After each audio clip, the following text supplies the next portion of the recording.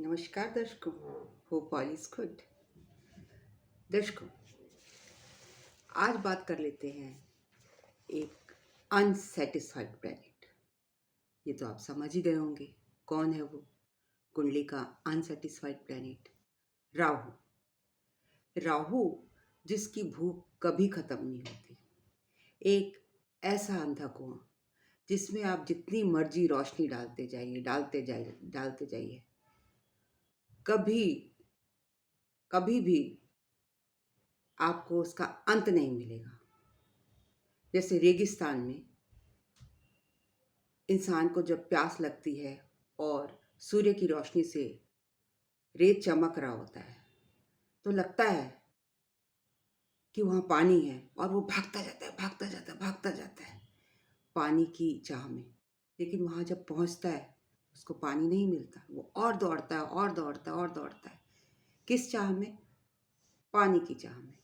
इसी तरह राहु भी एक ओबेसिव, मतलब उसको एक एक पैशन है किसी भी चीज़ को पाने का, इच्छा का प्लैनेट है।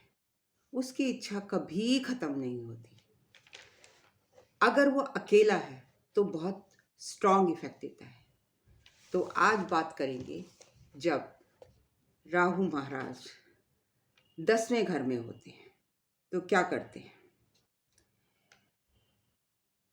राहु 10th में बैठकर बहुत स्ट्रांग हो जाते हैं क्योंकि 10वां घर एक कर्म क्षेत्र है।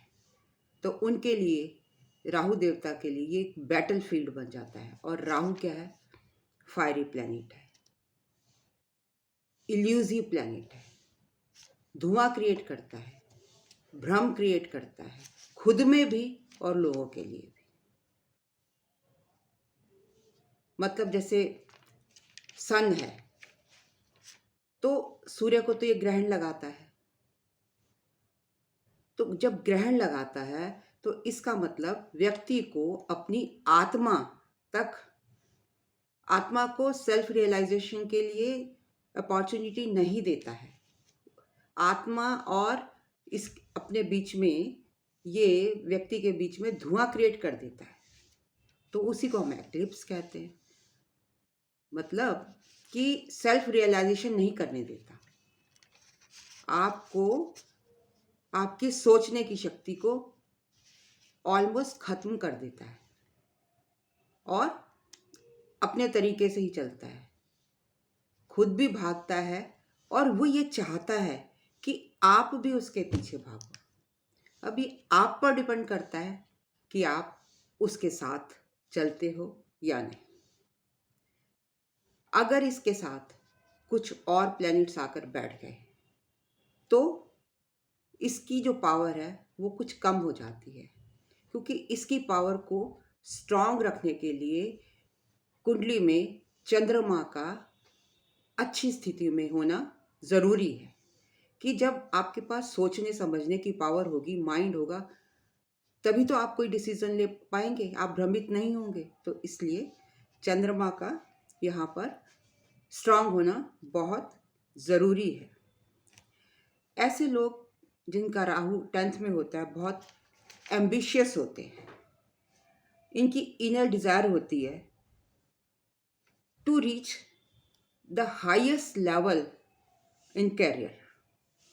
बिजनेस कर रहे हैं तो बिजनेस में भी सबसे ऊंचे हों। मोर ओवर टू अटेन, इसको पाने के लिए, इस सीट ऑफ पावर को पाने के लिए वो कुछ भी कर लेंगे। मतलब बाय हुक एंड क्रुक किसी तरीके से भी उन्होंने पावर पानी है। मॉरल्स लूज करने पड़े या कुछ भी करना पड़े, वो करेंगे। ये लोग भागते हैं पावर के पीछे, they are seekers of power. तभी हमने देखा है कि पावर किसके पास होती है? पॉलिटिशियंस के पास होती है। तो ऐसे लोग जिनका राहु 10वें घर में है तो वो पॉलिटिशियंस भी हो सकते हैं, they can be big leaders. And they are born leader and politicians की क्वालिटी वो अपने में इनबॉर्न लेकर आते हैं। जो यूएस का फर्स्ट प्रेसिडेंट था, कौन था? George Washington. उनकी कुंडली में 10वें घर में राहु प्लेस था, और जब ये 10वें घर में राहु होता है तो it brings radical changes in the policies of government. ये कोई राजा की पोजीशन नहीं है कि 10वें घर में राहु बैठ गया तो अपने आप को राजा समझे, लेकिन वो राजा की सीट को लेने की कोशिश करता है। वो वहां पे रूल और अथॉरिटी पाना चाहता है। डिक्टेटर बन जाते हैं, दे आर बॉर्न डिक्टेटर। वो चाहते हैं जैसे हम कहें वैसे ही होना चाहिए। लोग वो किसी भी तरीके से ऑर्गेनाइजेशन में या जहाँ भी काम कर रहे होंगे तो लोगों को अपने पीछे लगा लेते हैं, और करियर में हाइट्स पाने के लिए बहुत एफर्ट्स करते हैं, क्योंकि फायर है ना इनके बीच में, एक आग है, धुआं है। लेकिन कितना भी मिल जाए, कितना भी मिल जाए, ऊपर तक भर जाए, भर के बह जाए, बेशक वेस्ट हो जाए, लेकिन इनको शांति मिलने वाली नहीं है, तसल्ली नहीं होगी, कभी भी सेटिस्फैक्शन नहीं होगा। क्योंकि सारी एनर्जी इनकी जब कि 10th हाउस में होते हैं तो कर्म स्थान पर, ये कर्म स्थान को बैटलफील्ड मानकर चलते हैं, और हाइट्स पर पहुंचते भी हैं। तो ऐसे में क्या होता है, जब सारी एनर्जी आप 10th हाउस को दे दोगे तो इनका 4th हाउस सफ़र करता है, फैमिली लाइफ सफ़र करती है, और वहाँ पर ये कहते हैं कि वो अपनी फैमिली लाइफ को पैसा भी नहीं देना चाहते। अगर देते भी हैं तो बोलते हैं मैंने कमाया है, अपनी मेहनत से कमाया है, why should I give you.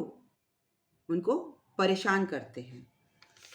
और केतु जो है, ऑपोजिट केतु बैठा है, वो तो आइसोलेशन का प्लैनेट है, वो भी इनको फैमिली लाइफ, अपने पीस ऑफ माइंड से नहीं लेने देता, जो कि 4th house is peace of mind. तो अपने परिवार में इनको शांति नहीं मिलती।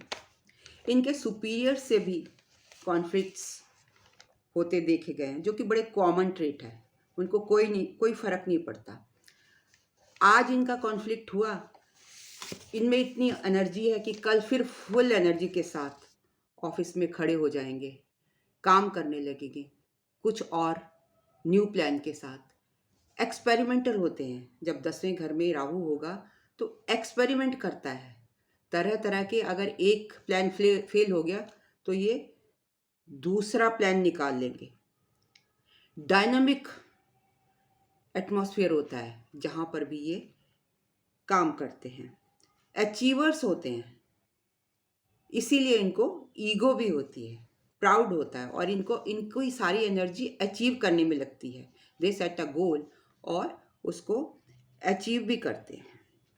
ड्रीम्स इनके फुलफिल होते हैं, क्योंकि गोल सेट करके पूरी मेहनत करते हैं। किसी भी रास्ते से जाना पड़े वो जाएंगे और उसको वहाँ पर सक्सेस पाकर आते हैं।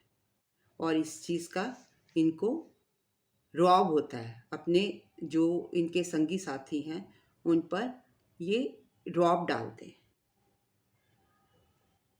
ये इस इंसान को हमेशा ये लगता रहता है कि उनका पर्पस ऑफ लाइफ, वो सोचते हैं कि हमारा कोई हम पर्पस ऑफ लाइफ लेकर आए हैं एग्जिस्टेंस का, और उसको हमेशा फुलफिल करने की कोशिश में लगे रहते हैं।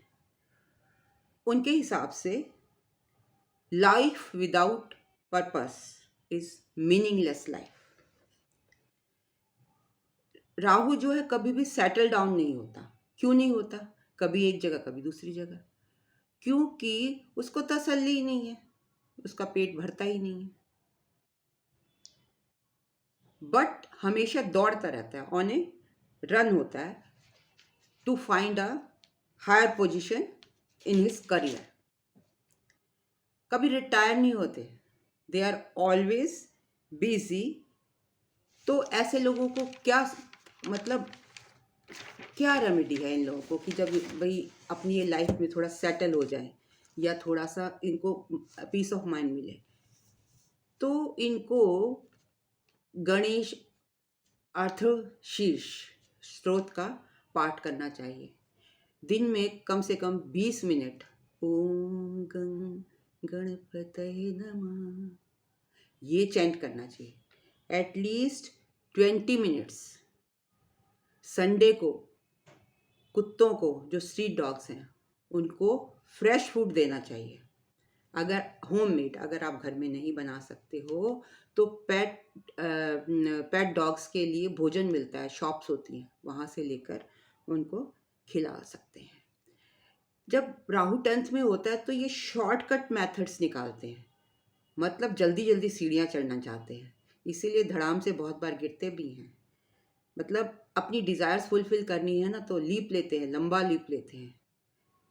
केतु होगा तो छोटे से उससे काम शुरू होगा, लेकिन ये कहेगा नहीं नहीं बहुत बड़ा रेस्टोरेंट खोलना है, बहुत बड़ा मॉल बनाएंगे, बहुत, मतलब इनके जो प्लान होते हैं खूब बड़े बड़े होते हैं।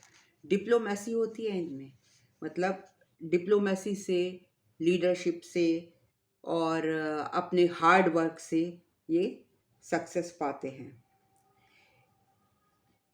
जो जब भी काम करते हैं वहाँ पर इतनी मेहनत करते हैं तो इनको गेन्स भी होते हैं, इनकमिंग गेन्स होते हैं। हाँ, थोड़े बेशक मॉरल्स डाउन हो जाए, इन्हें कोई फर्क नहीं पड़ता।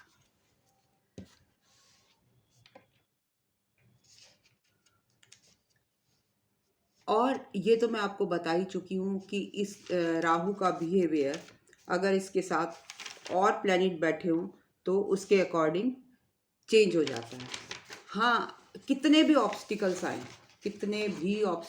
आए इनको अपने करियर में, करियर फील्ड में, ये उसको ओवरकम कर ही लेते हैं।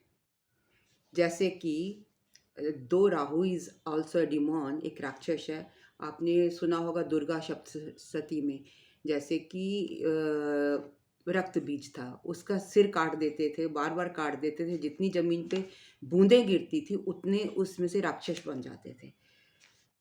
इस केस में ये तो नहीं है कि उतने राक्षस बनते, पर उतनी ही शक्ति से आप इनको हरा दो, जो मर्जी कर दो, उतनी ही शक्ति से ये दोबारा खड़े हो जाते हैं। कितना भी इनका नुकसान हो जाए फिर खड़े हो जाते हैं, पावर है इनमें। क्योंकि 10वें घर से ये 9वीं दृष्टि को से छठे घर को भी देख रहा है, तो वहाँ एनिमीज को डिस्ट्रॉय करता है। दूसरे घर को देख रहा है तो एक्यूमुलेशन ऑफ वेल्थ करता है। तो Rahu is very powerful in 10th house but is never satisfied. और इसको मेंटल पीस के लिए मैंने आपको जो 2 रेमेडीज बताई हैं, गणेश अर्थशीष और ओम गं गणपति नमः का पाठ करना चाहिए, डॉग्स को फीड करना चाहिए। तो ये था मेरा एनालिसिस अबाउट राहु। इसके प्लानिटरी कॉम्बिनेशंस मैं अलग से वीडियो डालूंगी जिसमें डिस्कस करूंगी। आज सिर्फ मैंने राहु इन 10th हाउस को डिस्कस किया है। अगर आपको मेरा वीडियो पसंद आया हो और इसके फर्दर कॉम्बिनेशंस को आप सुनना पसंद करेंगे तो please do comment in my video box, or in case of consultation you can contact me at snakapur@1812@gmail.com। Subscribe ज़रूर कीजिए क्योंकि आपकी सब्सक्रिप्शन से ही मुझे मोटिवेशन मिलता है। Thank you very much for listening me so patiently.